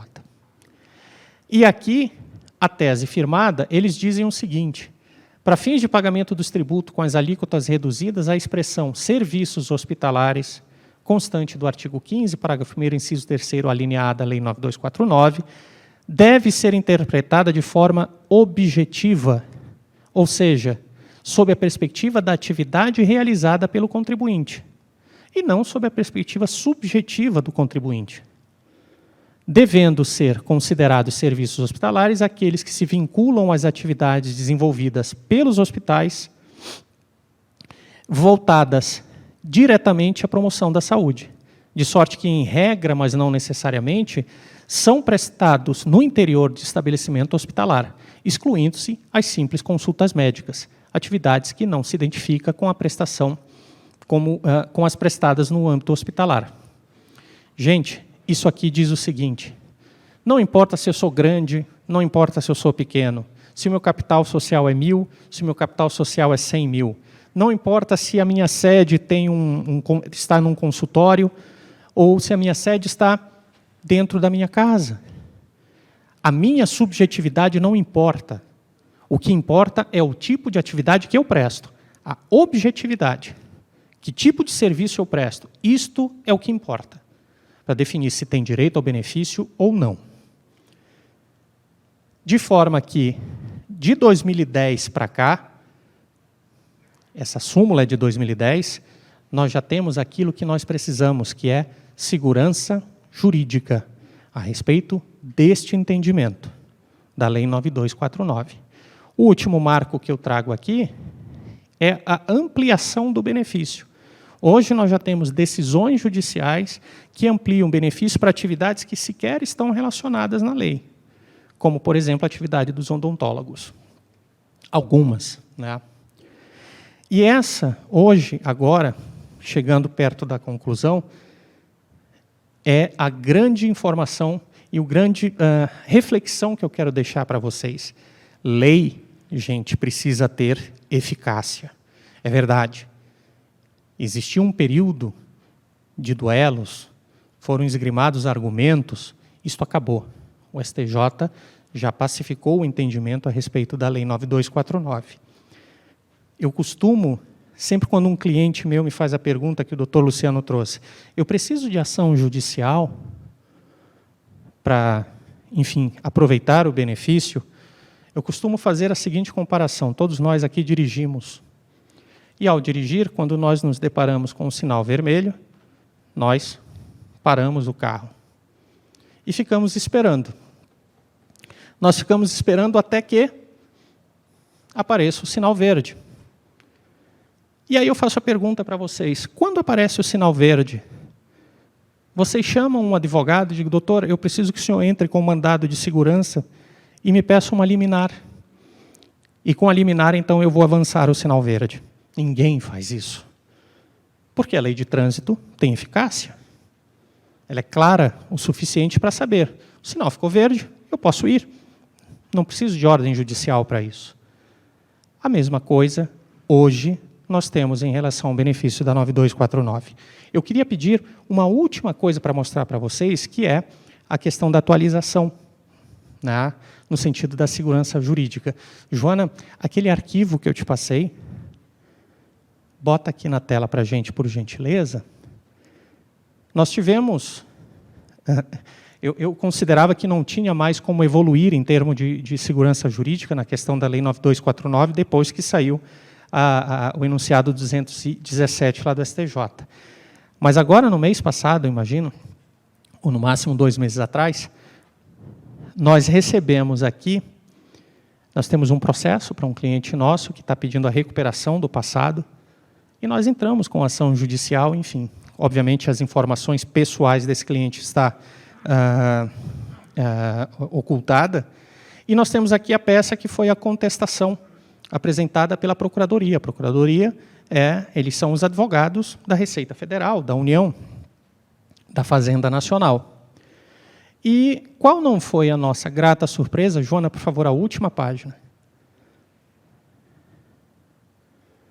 Ao receber uma contestação em que a própria Procuradoria da Fazenda Nacional reconheceu o direito, era uma sociedade de anestesistas, reconheceu o direito. Está aqui. Diante do exposto, concorda com a pretensão da autora e pede para ser exonerada da condenação na verba honorária. A questão foi enviada para a Receita Federal analisar, que verificou os cálculos e chegou ao montante tal. Diante do exposto, a Procuradoria concordou com o pedido. Quer dizer, eu preciso entrar com ação judicial? Claro, quando eu for fazer a recuperação, são vários os elementos que a gente precisa analisar, principalmente do ponto de vista documental. Mas o que eu me refiro aqui é daqui para frente. Se a atividade atende a todos os requisitos, se o cliente quiser, nós entramos com ação judicial. Mas provavelmente, isso é o que vai passar a acontecer. Eu gostaria de agradecer a atenção de todos, espero não ter me delongado muito mais do que o esperado e fico à disposição para responder eventuais questionamentos. Perfeito, doutor Alexandre Pinheiro.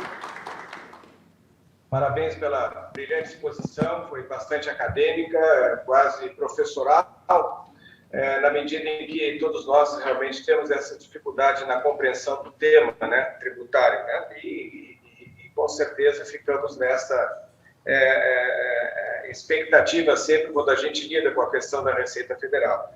E algumas perguntas já surgiram aqui, mas a pergunta recorrente que aparece é se a pessoa física, o médico pessoa física, teria direito ao benefício desta lei. Portanto, bem objetivamente, o senhor poderia responder, por favor? Não. A pessoa física que explore a atividade como pessoa física não tem direito ao benefício, né? Ele, como pessoa física, ele só teria acesso se ele estivesse organizado através de uma empresa. Perfeito. Também dentro dos questionamentos que o doutor Luciano apresentou, né, que foram realmente bem colocados, e penso todos eles respondidos, mas fica também uma outra questão que eu particularmente tenho essa dúvida, doutor Alexandre. A consulta médica, ela pode gerar crédito tributário ou não? Não, também. As atividades de consulta médica, elas estão expressamente excluídas naquele artigo da Lei 9249, no artigo 15. Então, todas as receitas oriundas de consultas médicas, elas vão ser tributadas a 32%. Perfeito. E, finalmente, apenas uma questão também da minha parte. O regime societário da clínica, se era simples, limitada, empresária também, ela pode influenciar nessa questão tributária ou não, doutor? Terminantemente, sim. Né? A empresa necessariamente precisa estar organizada sob a natureza jurídica de sociedade empresária, seja limitada, seja sociedade anônima, qualquer uma das formas, desde que sociedade empresária. Perfeito. É uma dúvida sempre recorrente, também cabe, né, na função do advogado essa orientação, né, de como melhor adequar essa questão da constituição da sociedade, né, médica, enfim. Mas eu passo, então, a palavra para Ana Carolina Pinheiro, que ela faça, portanto, aí o encaminhamento de outras eventuais questões através do chat. Boa noite. Mais uma pergunta. Há algum motivo específico para não ser recomendado o enquadramento das empresas médicas no anexo 3 do Simples Nacional? Motivo específico, o que eu posso recordar aqui, seriam questões relacionadas não à atividade médica em si, mas questões vinculadas à participação societária dos sócios. Eu posso ter sócios que já tenham participações em outras sociedades e que daqui a pouco a soma, mais de 10%, se não me falha a memória, este é a exigência da lei, e que a soma do faturamento dessas duas empresas estejam fora dos limites previstos, se não me engano, hoje em R$4.600.000 por ano. Mas especificamente vinculada à atividade médica em si, não há digamos assim, exclusão. Eu tenho um questionamento, posso fazer? Claro. Eu vou usar o exemplo da nossa plateia aqui. Nós temos colegas da anestesiologia, nós temos colegas da gastropediatria, nós temos colegas da ginecobstetrícia, nós temos um colega que é cirurgião bariátrico. Em termos práticos, Alexandre, o médico ele tem dificuldade de entender. Grande parte das coisas que tu disseste, eu vou dizer assim, eu já conhecendo e conversando muito sobre o assunto e tentando ler sobre o assunto, eu posso te dizer assim, que talvez eu tenha entendido 30%, 40% de tudo que tu explicaste. E para o médico é muito ruim sair daqui sem entender. Em termos práticos, quando nós prestamos um serviço, eu estou falando de pessoa jurídica, né, já que a Lei 9249, ela protege com aquela, né, ou nos dá o benefício de recolher uma impostação menor quando nós prestamos um serviço dentro de uma unidade hospitalar, certo? Também. E que não basta ser a consulta médica. Eu não vou prestar consulta, eu vou fazer um procedimento, seja ele um procedimento obstétrico. A doutora Linda Mir fez um contrato com uma empresa X, uma empresa privada de saúde.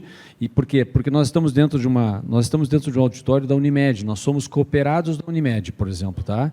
Eu, como cooperado da Unimed, eu recolho aqueles meus 27,5% e mais algumas pequenas taxinhas que não aparecem, e para isso não há mudança nessa lei, certo?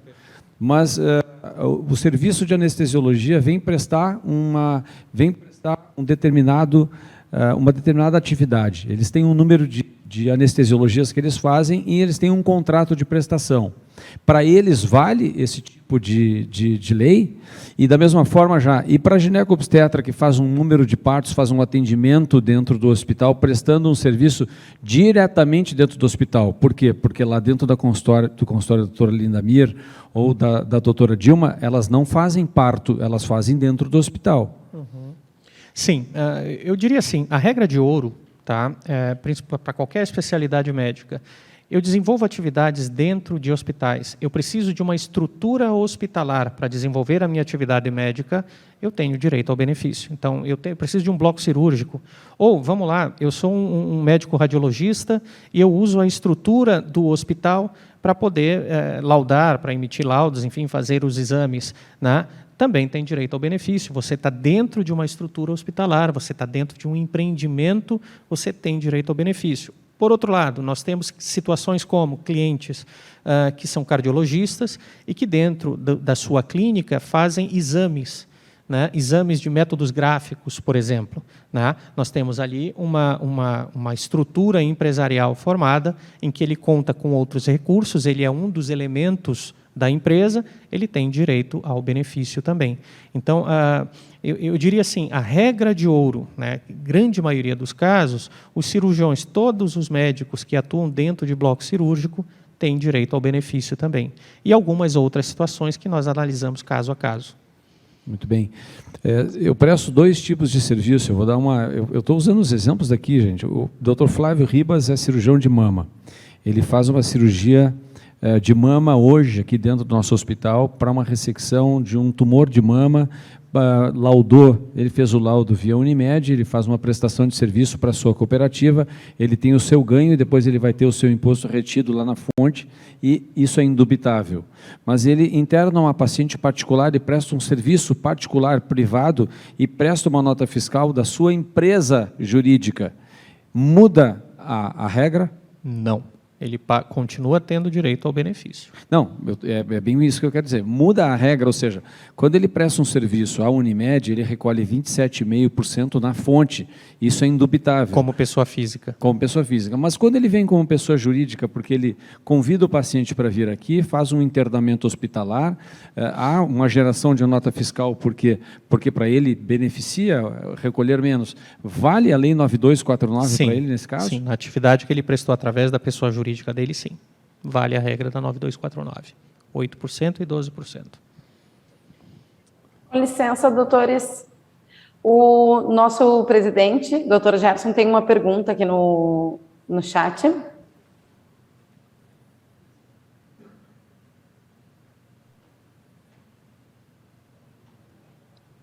Eu tenho um questionamento a fazer. Bom, primeiro, parabenizá-lo pela apresentação. Uma pergunta bem prática. Na constituição de uma empresa jurídica, existe um número mínimo de médicos para que eu constitua essa empresa? Eu posso fazê-lo de forma isolada? Eu posso fazê-lo com outros profissionais de saúde que não médicos? Por favor. Obrigado pela pergunta, doutor. Sim, ao constituir a sociedade, nós temos ali, no mínimo, 2 médicos que vão constituir. Aliás, o regulamento do Conselho Federal de Medicina, ele permite que não apenas médicos possam integrar o quadro societário dessa empresa. A pergunta é muito pertinente no sentido de o que acontece com os empresários individuais, né, com as sociedades unipessoais que hoje nós temos. Tá? Nós temos ali, nesta situação, ainda alguma zona cinzenta. Tá? Particularmente, eu entendo que existe direito ao benefício, mesmo para as sociedades unipessoais. Tá? Elas têm natureza empresária e, relembrando o enunciado 217 do STJ. Nós temos que nos ater à objetividade da atividade. Então, se eu tenho um anestesista que se organizou através de uma sociedade unipessoal, gente, eu não conheço. Acho que não existe o anestesista que fica no consultório esperando uma ambulância chegar com o paciente para ele anestesiar, bota de volta na ambulância e manda para o hospital. Eu desconheço. Agora, se ele vai para dentro de um hospital, a objetividade da atividade dele mostra que ele é um dos elementos daquela empresa hospitalar. Isso é uma coisa muito importante, eu lembrei aqui agora que é importante comentar rapidamente. Nós temos um entendimento, digamos, leigo formado, que quando nós falamos empresa, nós estamos falando pessoa jurídica. São coisas diferentes. Na maioria das vezes, eu tenho realmente uma pessoa jurídica exercendo 100% de uma empresa. Mas eu posso ter uma empresa exercida por várias pessoas jurídicas. E é o que acontece no caso dos hospitais. Nós temos médicos que estão atuando em bloco, aliás, dentro de uma determinada cirurgia, nós temos 3, 4 empresas atuando ali, empresas médicas. Olha, eu também falando, pessoas jurídicas médicas também atuando ali. Então, respondendo à pergunta do Dr. Gerson, existe ainda alguma zona cinzenta em relação às sociedades unipessoais, mas assim, o enunciado já esclareceu isso aí. Se questões como essas batem no STJ, eu tenho certeza que vai ser reconhecido o direito a 9249, o benefício. Eu tenho uma questão aqui da plateia que pergunta o seguinte: as empresas tipo Eireli podem ser beneficiadas ou podem se enquadrar na Lei 9249 de 1995 e além disso, há a possibilidade do médico cooperado, né, cooperado quando ele participa de uma cooperativa, dividir os seus ganhos entre o porte pessoa física e outro pessoa jurídica? Vamos lá, são duas perguntas. Primeiro, a Eireli, a antiga Eireli, né, hoje são as sociedades unipessoais, então ela cai dentro daquele caso que eu respondi da pergunta do Dr. Gerson. Do ponto de vista do médico cooperado, ele pode ter a atividade dele através de uma cooperativa e ter a atividade dele através de uma pessoa jurídica, de uma sociedade. É importante só que saiba que, enquanto a receita dele através da cooperativa, ela não terá direito ao benefício. Ele só terá direito ao benefício através da receita que advir da atividade dele na pessoa jurídica. Sem possibilidade de balançar os valores? Não pode haver confusão. São matrizes tributárias distintas. Posso fazer mais uma, Luciano? Assim. Claro que pode, Gerson. Aqui tu pode tudo, presidente. Alexandre, mais uma outra questão, uma questão de ordem bem prática. Eu tenho a minha empresa jurídica, tenho aquela conta bancária que está atrelada a essa pessoa jurídica, e tenho um movimento financeiro das cirurgias que eu faço do meu trabalho médico. Todo esse movimento financeiro que eu faço as notas fiscais, ele necessariamente precisa passar por essa conta, ou o fato de eu já emitir a nota fiscal elimina essa necessidade? Por exemplo, um paciente vem, me faz o pagamento e me deposita direto na conta, ok. Mas tem um outro paciente que vem e me paga em espécie, né? Esses valores que eu recebo no consultório, por exemplo, em espécie, eu preciso necessariamente passar pela minha conta, ou o simples fato de emitir a nota fiscal elimina essa necessidade? Uma coisa bem prática. Doutor, não existe legalidade em recebimento de honorários, seja de qual profissão for, em espécie. Tá? O senhor pode receber em espécie, que os contadores chamam de caixa, né, receber através do caixa da empresa, ou através da conta bancária. Havendo a emissão da nota fiscal no valor exato recebido, não há absolutamente nenhuma ilegalidade. Mas digamos que dependendo do valor do porte financeiro que esse paciente está pagando e dependendo de onde tu empreenderes esse valor, tu não vais ter que declarar o que tu está fazendo com ele? Tens que declarar sempre, em qualquer condição. Recebi o valor que foi, em razão da minha atividade médica, esse valor tem que ser declarado através da emissão da nota fiscal. Caso contrário, seria sonegação. Do contrário, seria sonegação. Caixa 2, sonegação, etc. E já adianto que a pena para isso é pesadíssima. E aí eu vou precisar de 2 advogados. Um criminalista, que nós não somos, e um tributarista para tentar reduzir as multas. Mas não há necessidade de que esse valor, em espécie, passe como movimentação financeira pela conta, no momento que eu faço a emissão da nota fiscal. Não, o senhor pode manter... Muitos contadores dizem, não, o dinheiro precisa necessariamente passar pela conta. Não precisa, né? Na minha opinião, não.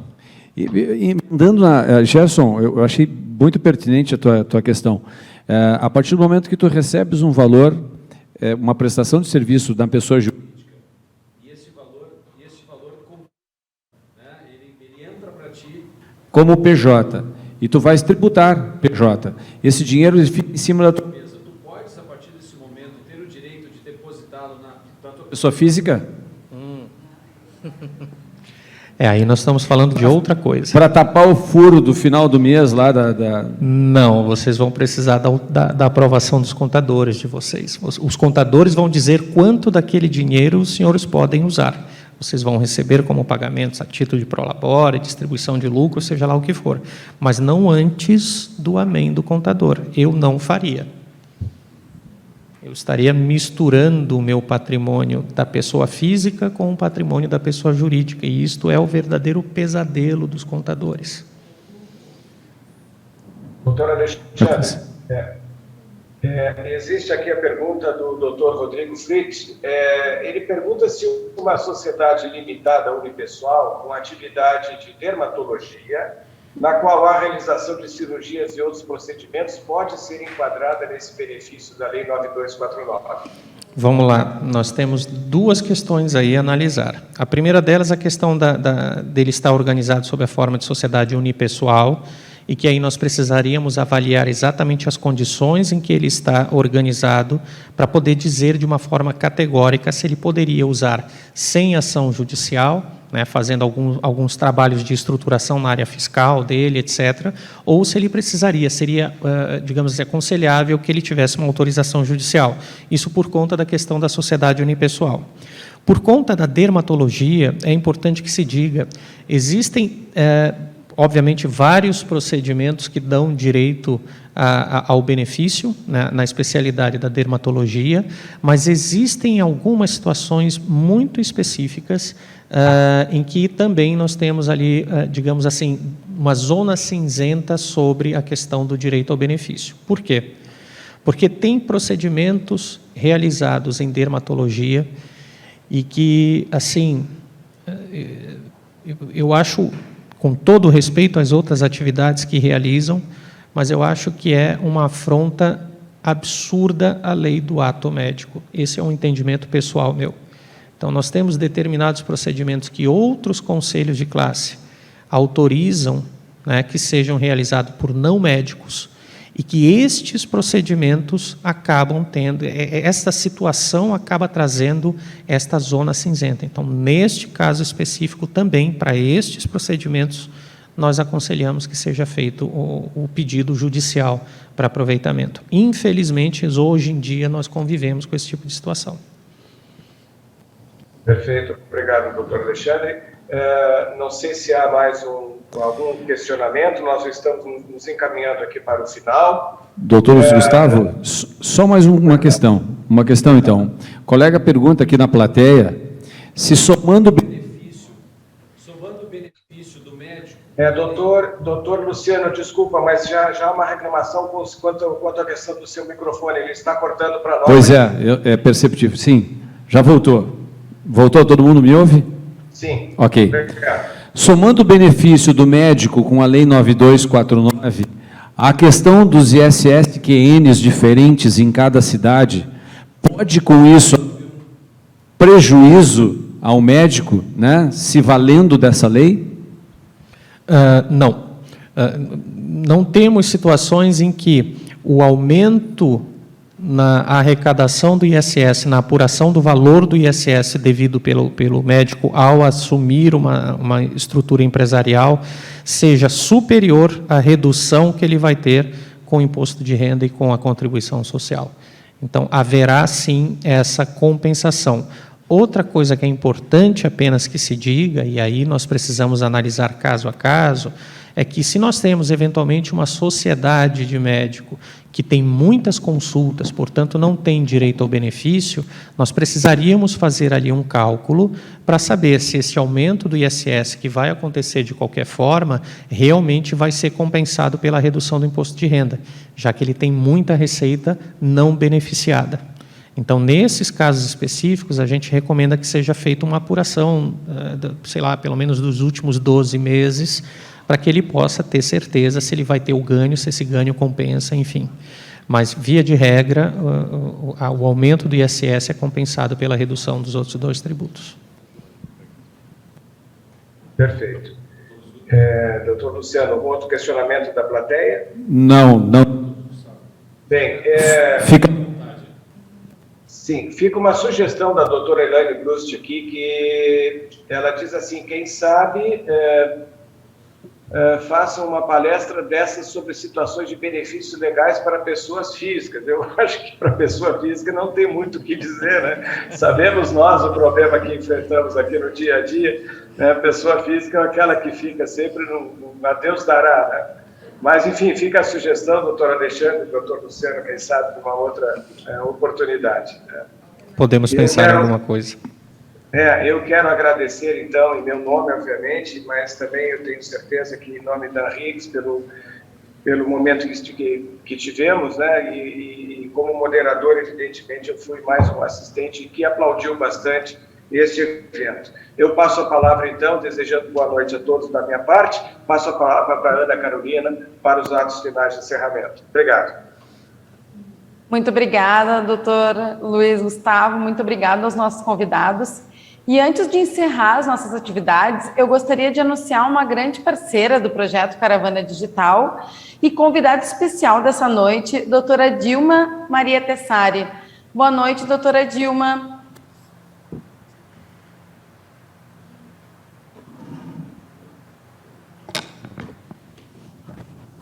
Boa noite, Ana. Boa noite aos colegas aqui presentes e aos colegas presentes através da plataforma Simpla.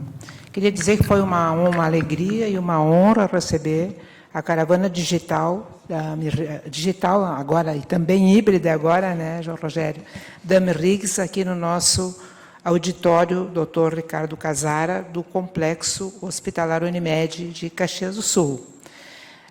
Nós, além das pessoas, e são muitos que estão via plataforma Simpla, nós temos aqui presente médicos de várias especialidades, que eu saúdo, bem como saúdo e agradeço ao nosso palestrante, doutor Alexandre, ao doutor Madeira, e dizer que aqui na plateia, além dos médicos, nós temos pessoas que trabalham com médicos dentro do setor de prestação de serviços, aproveitando este conhecimento, e temos também superintendentes da Unimed Nordeste e o nosso gerente do Complexo Hospitalar Unimed, aproveitando esses conhecimentos, que hoje, como já foi dito, o conhecimento é a nossa moeda principal de trabalho em qualquer profissão.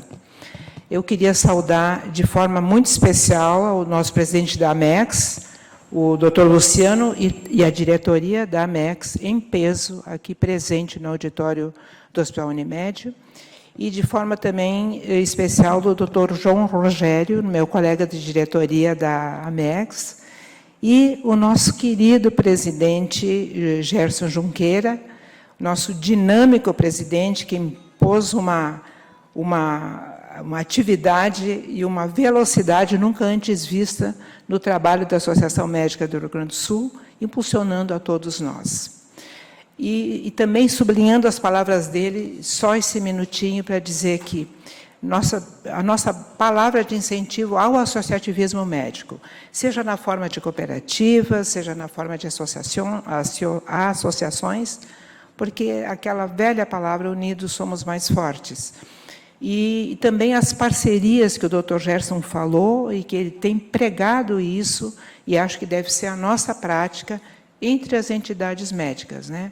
Associações médicas, o Conselho Regional de Medicina, os sindicatos médicos, essas entidades juntas, trabalhando pelo conhecimento médico, que seja na forma científica, que é o propósito da Associação Médica, ou nessas atividades complementares como essa que nós tivemos aqui, que foi tão preciosa para nós, doutor Alexandre.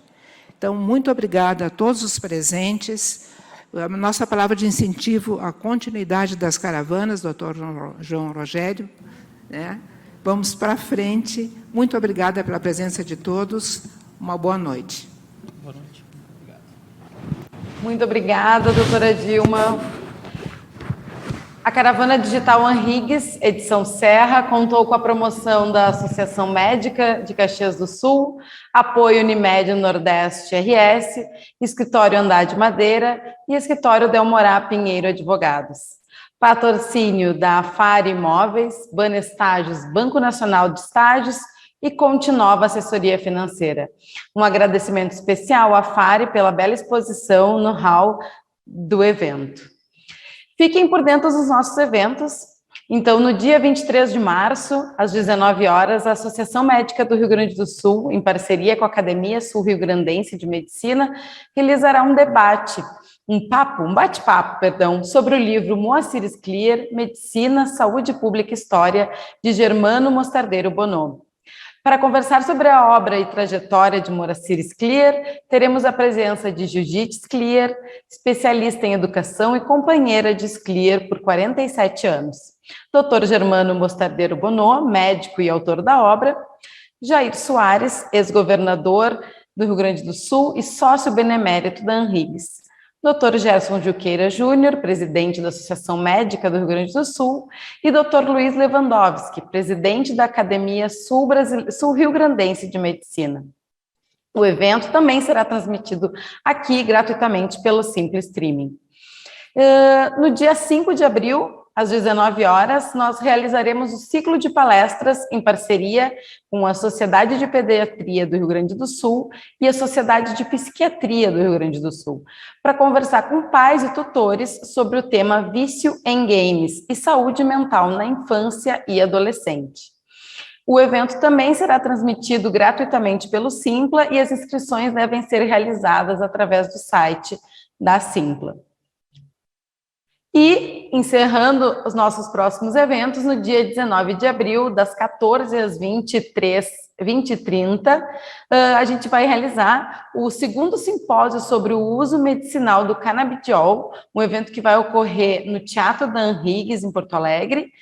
Mais informações, marquem na sua agenda essa data, que vão vir nos próximos dias nas nossas redes sociais. Agradecemos, em nome da ANRIGS, a participação de todos. Uma boa noite.